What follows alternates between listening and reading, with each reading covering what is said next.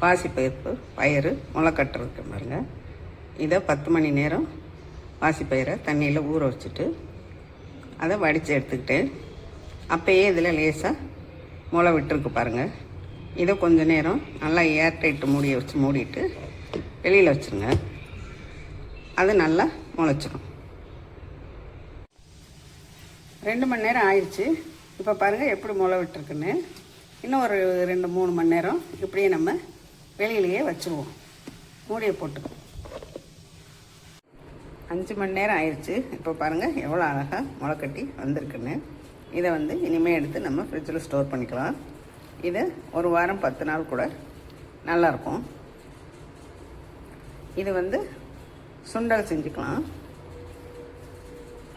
சப்பாத்தி மாவு தோசை மாவில் இதை அரைச்சி கலந்து ஊற்றிக்கலாம். இது புரோட்டீன் சத்து அதிகமாக இருக்கிறனால நமக்கு தேவையான புரோட்டீன் ஈஸியாக கிடைக்கும். நீங்களும் இதை ட்ரை பண்ணி பாருங்கள். தேங்க்யூ.